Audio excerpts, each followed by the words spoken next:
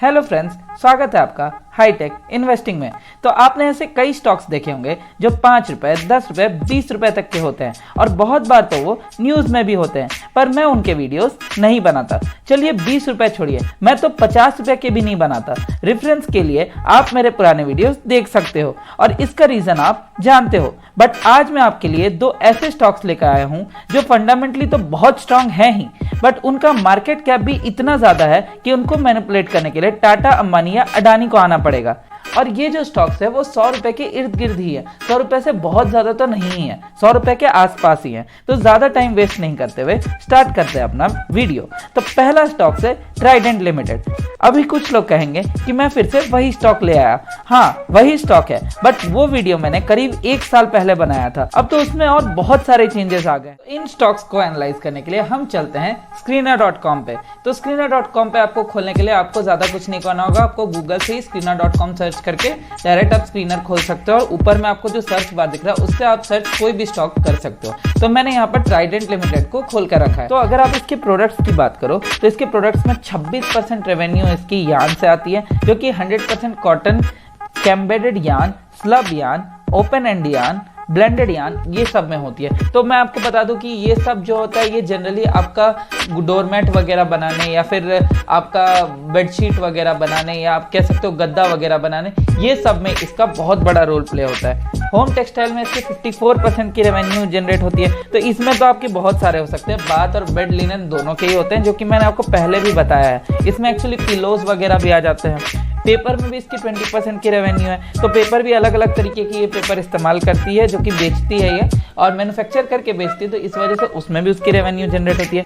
तो अगर आप केमिकल्स की बात करें तो नॉर्थ इंडिया में इसके लार्जेस्ट कमर्शियल कंपनीज हैं और बैटरी ग्रेड सल्फ्यूरिक एसिड के भी मैन्युफैक्चरर है ये। तो कुल मिला के अगर बात किया जाए तो अगर इस बिजनेस की बात किया जाए तो ये लंबा समय तक चलेगा, क्योंकि जब आगे भी आप बढ़ोगे तो ऐसे तो होगी नहीं कि बेड की बेडशीट की आपकी डिमांड कम हो जाएगी या फिर डोरमैट्स की आपकी डिमांड कम होगी या फिर पिलो आप यूज़ नहीं करोगे। तो ऐसे तो हो नहीं सकता। और अगर ऐसा कुछ होता भी है तो यही सबसे पहले इनोवेशन करेंगे, क्योंकि ये इसके लीडिंग मैन्युफैक्चरर है। अब अगर हम इसके मार्केट कैप की बात करें तो इसकी मार्केट कैप 19,000 करोड़ की है। तो इतना बड़ा मार्केट कैप को जो है बहुत मुश्किल से ही कोई मैनिपुलेट कर सकता है। अगर आप इसके करंट प्राइस की बात करें तो ये मैं आपको एक्चुअली बाद में बताऊंगा कि करंट प्राइस की उतनी ज़रूरी नहीं है पहले बताना।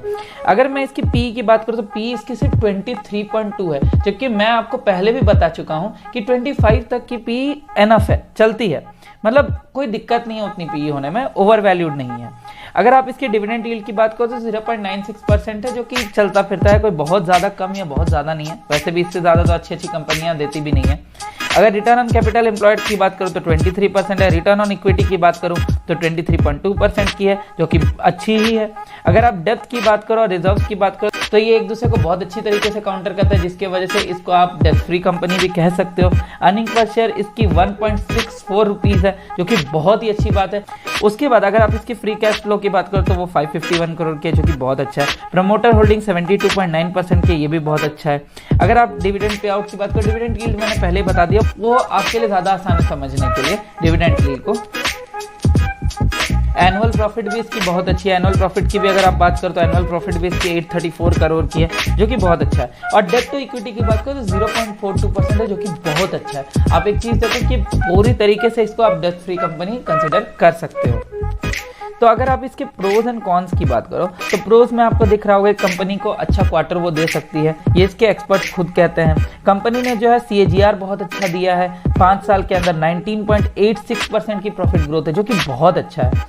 अगर आप इसके डिविडेंड पे आउट की बात करो तो डिविडेंड पे आउट इसकी 45% की है, जो कि बहुत ज़्यादा अच्छा है। अब अगर हम इसके कॉन्स की बात करें तो इसके कॉन्स में आप देख सकते हो कि इसकी बुक वैल्यू से ज़्यादा ट्रेड करी है और अच्छे खासे कंपनी जैसे में ट्रेड करते रहते हैं। अगर आप इसके सेल्स ग्रोथ की बात करो तो हाँ, पिछले 5 साल में इसकी सेल्स ग्रोथ थोड़ी सी कम हुई है, बट आप तो ये बात जानते हो कि कोविड भी बीच में आया था। तो बीच में जो कोविड आया था वो डिस्टर्ब हर कंपनी को किया है, तो इसलिए इसको थोड़ा सा कोविड की वजह से इफेक्ट हुआ है।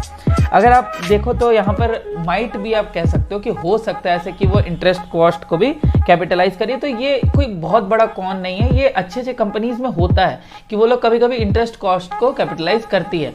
वो भी कुछ अलग एसेट बनाने के लिए, जो कि अच्छा है, और ये कैपिटलाइज कर भी रही है अच्छे अच्छे एसेट्स बनाने के लिए। अगर आप इसके कंपाउंडेड सेल्स ग्रोथ की बात करो तो इस ईयर में इसकी सेल्स ग्रोथ जो है 54% की रही है, जो कि बहुत ज़्यादा अच्छा रहा है। इससे पहले इसकी नॉर्मल रहती थी 10%, 9%, 10%, जो कि बियरेबल था उस समय, बट इस समय इसकी ग्रोथ हुई है और इसके डिमांड्स भी बढ़े हैं। अगर प्रॉफिट ग्रोथ की बात करो, कंपाउंडेड प्रॉफिट ग्रोथ की, वो तो आपको बताने की जरूरत भी नहीं है, आप देख सकते हो यहाँ पर सामने आपको दिखेगा। स्टॉक प्राइस CAGR भी उसी तरीके से बढ़ी है जैसे प्रॉफिट ग्रोथ बढ़ी है, और रिटर्न ऑन इक्विटी इसकी डिसेंट रही है। 10 ईयर्स में भी इसकी 14% की रिटर्न ऑन इक्विटी रही है, जो कि कोई भी पेनी स्टॉक्स में इतना अच्छा नहीं रहता। हालांकि अब तो ट्राइडेंट पेनी रहा भी नहीं। अगर आप इसके फाइनेंशियल ट्रेंड्स की बात करो तो इसके फाइनेंशियल ट्रेंड्स में भी आपको ये चीज़ दिखेगा कि इसकी रेवेन्यू ग्रोथ कितनी ज़्यादा हुई है। रेवेन्यू ग्रोथ 2020 और 21 में थोड़ी सी घटी थी, बट इसके प्रॉफिट ग्रोथ जो है वो लगातार ही बढ़ी है। आप देख सकते हो कि इसकी प्रॉफिट ग्रोथ कितनी ज़्यादा बढ़ी है ईयर ऑन ईयर बेसिस में। 2019 में ये कहाँ 5.29 थाउजेंड करोड़ में थी, बट ये जो है 7.02 थाउजेंड करोड़ में चली गई 2022 में, एंड 2019 में 0.37 थाउजेंड करोड़ से 0.83 थाउजेंड करोड़ तक आ गई है। तो आप देख सकते हो कि ग्रोथ कितनी ज़्यादा है। आप चाहो तो आप इसमें इन्वेस्ट कर सकते हो, क्योंकि अब तक जो मैंने देखा है इस स्टॉक में अभी तक कोई भी बहुत ज़्यादा दिक्कत नहीं दिखाई दी है। इससे पहले भी जब मैंने एनालिसिस किया था तो इसमें अच्छी ही ग्रोथ दिखाई दी थी, और अभी भी इसकी ग्रोथ अच्छी ही है। अब हम इसके सबसे मेन चीज़ में चलते हैं, जिस चीज़ के लिए सब कोई वेट कर रहे होंगे। तो अगर हम इसके स्टॉक प्राइस की बात करें तो इसकी स्टॉक प्राइस 38 रुपीज़ की है, और इस 38 रुपीज़ में मैं 1 मंथ की ग्रोथ अगर बताऊं आपको तो इसकी 1 मंथ की ग्रोथ जो रही है वो -17.95% रही है, जो कि अभी रिसेशन जो आया था बीच में, ये यूक्रेन और रशिया का वार, वो उस वजह से है। अगर आप 1 ईयर की रिटर्न्स की बात करो तो 125% की रिटर्न है, जो कि बहुत अच्छी है। अगर 5 ईयर की मैं इसमें रिटर्न्स की बात करूं तो 380% की है। आप देखो इसमें लो इसने 3 रुपीज़ की बनाई थी और अभी 70 रुपीज़ की इसने हाई बनाई थी, लेकिन फिर भी इतना गिरावट के बाद भी 38 रुपीज़ में आने के बाद भी 70 से, उसके बाद भी इसकी जो रिटर्न है वो 380% है। अगर रिटर्न ऑलमोस्ट 10,000% की है, जो कि उतना ज़्यादा इंपॉर्टेंट नहीं है। अगर आपने इसमें SIP की होती 5 ईयर्स पहले तो 6,000 की आपकी जो वैल्यू रहती है वो 26,000 की हो जाती। तो ये चीज़ को मैं ज़्यादा वैल्यू नहीं देता, क्योंकि इसमें रहती है कि इसमें फ्लक्चुएशन बहुत ज़्यादा रही है।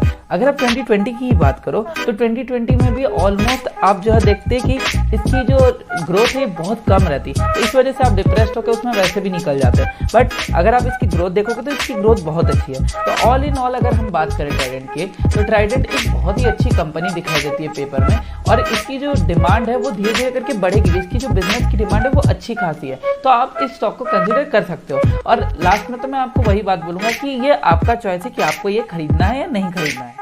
हमारी जो दूसरी कंपनी है ये द्वारिकेश शुगर इंडस्ट्री है। Dwarikesh sugar industry generally sugar का मैन्युफैक्चरिंग का काम करती है, और बहुत सारे उसके जो प्रोडक्ट्स बनते हैं, शुगर से जो प्रोडक्ट्स बनते हैं उस पर भी ये बहुत ज़्यादा अच्छा रोल प्ले करती है। इसमें जो है ये थोड़ा बहुत अल्कोहल, इंडस्ट्रियल अल्कोहल में भी जो प्रोडक्शन होता है, इंडस्ट्रियल अल्कोहल की जो प्रोडक्शन होती है उसमें भी ये बहुत अच्छा हेल्प करती है, क्योंकि उसमें भी शुगर की ज़रूरत होती है, तो शुगर की वहाँ से भी प्रोड्यूस करती है। अगर आप इसके रेवेन्यू ब्रेकअप की बात करोगे तो इसकी रेवेन्यू ब्रेकअप में भी आप एक चीज़ देखोगे कि 80% इसकी जो कंपनी की जो ग्रोथ है वो शुगर वगैरह प्रोडक्ट से ही होती है और एलाइड प्रोडक्ट से ही होती है, बट 7% जो इसकी बिजनेस है वो अल्कोहल में ही होती है। अल्कोहल मतलब एलाइड प्रोडक्ट्स में वो भी आ जाता है, बट अल्कोहल इंडस्ट्रियल प्रोडक्ट्स में ज़्यादा करके आता है, इसलिए इसमें अल्कोहल को ऐड नहीं किया गया। वो 7% की ग्रोथ देती है। अगर आप इसकी मार्केट कैप की बात करें तो इसकी मार्केट कैप 2000 करोड़ के आसपास की है, जो कि डिसेंट है, बहुत कम नहीं है, स्मॉल कैप में ही आती है। अगर आप इसकी स्टॉक पी की बात करो तो ये 12.6 है, जो कि बहुत कम है, बहुत अच्छी है। यहाँ पर आपको बहुत सस्ता में आपको ये स्टॉक मिल रहा है। अगर आप इसकी डिविडेंड यील्ड की बात करो तो 1.90% है, जो कि अच्छी है। अगर आप रिटर्न ऑन कैपिटल एम्प्लॉयड की बात करो तो रिटर्न ऑन कैपिटल एम्प्लॉयड 20% से ज़्यादा है, जो कि मैं हमेशा कहता हूँ 20% से ज़्यादा रिटर्न ऑन कैपिटल एम्प्लॉयड और रिटर्न ऑन इक्विटी अच्छा साइन दिखाता है। तो इसका दोनों ही जो है 20% से ज़्यादा है, तो 21% और 24.8% है इसकी रिटर्न ऑन कैपिटल एम्प्लॉयड और रिटर्न ऑन इक्विटी। अगर आप इसकी डेप्थ की बात करो तो इसकी डेप्थ 524 करोड़ की है, और रिजर्व जो है वो 654 करोड़ की है, जो कि आसानी से एक दूसरे को कैंसिल आउट कर दे रही है। अगर अर्निंग पर शेयर की बात करो तो 8 रुपीज़ के आसपास की इसकी अर्निंग पर शेयर है। फ्री कैश फ्लो की बात करो तो 177 करोड़ की है। अगर आप इसके डिविडेंड पे आउट की बात करो तो 24.3% की है। और अगर आप इसके एनुअल प्रॉफिट की बात करो तो इसकी एनुअल प्रॉफिट जो है 155 करोड़ की है, जो कि बहुत अच्छी है। अगर आप इसकी डेप्ट टू इक्विटी की बात करो तो 0.78 रुपीज़ की है, जो कि अच्छी है इसमें। अगर आप इसके प्रोज की बात करें तो इसकी प्रोज जो आपको दिख रहेगी कि कंपनी जो है बहुत अच्छी डिविडेंड पे आउट को मेंटेन कर रही है, जो कि 25.20% की है। इसका मतलब यह है कि कंपनी लगातार जो है प्रॉफिट में ही रही है। अगर आप इसके कॉन्स की बात करें तो स्टॉक जो है 2.82 टाइम्स ज़्यादा ट्रेड कर रहा है बुक वैल्यू के, जो कि नॉर्मल कंपनीज में ये रहता ही है। कंपनी का जो इंटरेस्ट कॉस्ट है उसको वो कैपिटलाइज करी, ये चीज़ बात यहाँ पर बोला जा रहा है। बट यहाँ जो दूसरा कौन है वो उतना मेरे को कौन लगता नहीं है, क्योंकि ये अपने एसेट्स पे ही उसका यूटिलाइजेशन कर रही है। अगर आप इसके कंपाउंडेड सेल्स ग्रोथ की बात करें तो कंपाउंडेड सेल्स ग्रोथ 10 ईयर्स में इसकी डिसेंट है, 13% के आसपास की है। पर इस ईयर इससे थोड़ी सी घाटा लगी है, और उसका रीज़न भी यही है कि कोविड क्राइसिस की जो थी प्रॉब्लम वो भी थी, और रशिया यूक्रेन की जो वॉर की क्राइसिस थी वो भी थी। अगर आप इसकी कंपाउंडेड प्रॉफिट ग्रोथ की बात करो तो इसकी 10 ईयर्स में 30% की कंपाउंडेड प्रॉफिट ग्रोथ है, जो कि बहुत अच्छी है। लंबे समय तक ये प्रॉफिट ग्रोथ इसकी अच्छी ही रही है। स्टॉक प्राइस CAGR की बात करो तो आप देख ही सकते हो स्क्रीन में कितनी अच्छी है। अगर रिटर्न ऑन इक्विटी की बात करें तो 22% 10 ईयर्स में बहुत अच्छी मानी जाती है। अगर हम इसके शेयर होल्डिंग पैटर्न की बात करें तो अगर आप FII, DII और प्रमोटर को मिला दो तो ऑलमोस्ट ये आप देखोगे कि 55% के आसपास की हो जाती है, जो कि बहुत ही अच्छी है। आप कह सकते हो कि इसमें पब्लिक होल्डिंग भी आप देख सकते हो यहाँ पर कि पब्लिक की होल्डिंग भी यहाँ पर घट रही है, तो ये चीज़ बहुत अच्छी है। इसमें गवर्नमेंट की भी होल्डिंग है, तो थोड़ा ट्रस्ट आप कर सकते हो। अगर आप इसके फाइनेंशियल ट्रेंड्स की बात करोगे तो आपको बिल्कुल एक इमारत की तरह आपको दिखेगी। रेवेन्यू ग्रोथ तो इसकी इतनी अच्छी हुई है कि आप देख सकते हो 1.12 थाउजेंड करोड़ से इसकी 1.98 थाउजेंड करोड़ की होगी पिछले 4 साल में इसकी रेवेन्यू ग्रोथ। अगर इसकी प्रॉफिट ग्रोथ की बात करो तो 0.10 थाउजेंड करोड़ की जो इसकी प्रॉफिट है वो 0.16 थाउजेंड करोड़ की हो गई है, जो कि एक बहुत ही अच्छी साइन है। इसकी प्रॉफिट लगातार बढ़ते ही गई है और इसकी रेवेन्यू भी लगातार बढ़ते ही गई है, तो फाइनेंशियल ट्रेंड्स में भी ये अच्छी ही दिखाई देती है। अगर आप इसके 1 मंथ की रिटर्न्स की बात करो तो ये -3.62% है, जो कि अंडरस्टैंडेबल है। सारे के ऑलमोस्ट के ऐसे ही रिटर्न्स आपको 1 मंथ में दिखेंगे। 1 ईयर की बात करेंगे तो 1 ईयर में इसकी 29% के रिटर्न्स है, जो कि डिसेंट है। 5 ईयर्स की अगर बात करेंगे तो 5 ईयर्स में इसके 144% की रिटर्न्स है, जो कि अच्छी है। मैक्सिमम रिटर्न्स उतनी ज़्यादा मैटर नहीं करती है, बट फिर भी इसकी 671% की रिटर्न्स है। और अगर इसमें आपने SIP किया होता तो SIP करने से आपको इसमें 214% की रिटर्न मिलती, जो कि आपके 6,000 रुपये 5 साल में 18,000 रुपये हो जाते। ये भी उतना ज़्यादा मैटर नहीं करता, क्योंकि एक टाइम था जब इसकी रिटर्न जो थी वो नेगेटिव में थी। तो आप ये चीज़ देख सकते हो कि ये जो स्टॉक है ये स्टॉक बहुत ही अच्छा स्टॉक है। देखने में तो ये सच में अच्छा लग रहा है और इसकी रिटर्न्स भी डिसेंट ही हैं। और आप ऊपर में भी देख सकते हो, अगर स्क्रीन में दिख रहा होगा तो आपको हाई रिस्क दिखाई दे रहा होगा। तो हाँ, बिल्कुल हाई रिस्क कंपनी भी है, लेकिन ये कंपनी की अगर आप थोड़ी सी आप फंडामेंटल एनालिसिस ठीक से भी करते हो, जैसे मैंने आपको करके बताया, तो इसमें आपको दिखेगा कि इसके फंडामेंटल्स अच्छे हैं, बेटर है, तो आप इसको भी बाई कर सकते हो। बट आखिरी डिसीजन ये आपका ही रहेगा। तो मैं आपको पहले ही बता दूं कि मैं आपको कोई भी स्टॉक एडवाइस नहीं कर रहा हूं, और ये जो स्टॉक्स मैं आपको बता रहा हूं ये एजुकेशनल पर्पज के लिए। तो कोई भी स्टॉक खरीदने से पहले आप अपना जो है थोड़ा बहुत एनालिसिस कर ले। ऐसा नहीं कि आप बाई कर लो मेरा ही बताया हुआ स्टॉक और उसके बाद आपको लॉस हो जाए, फिर आप मेरे को कहो कि मैंने आपको कहा था। ऐसा नहीं है, आप खुद भी थोड़ा सा एनालाइज करो। अगर आपको मेरा वीडियो अच्छा लगा तो मेरे वीडियो को लाइक करें, इस पर कमेंट करें, इसको शेयर करें और मेरे चैनल को सब्सक्राइब करें। और हाँ, मेरे इंस्टाग्राम चैनल को फॉलो करें, जो कि आपको डिस्क्रिप्शन में इसका लिंक मिल जाएगा। उस चैनल का नाम है इट्स अ फैक्ट। तो मिलते हैं आपसे नेक्स्ट वीडियो में।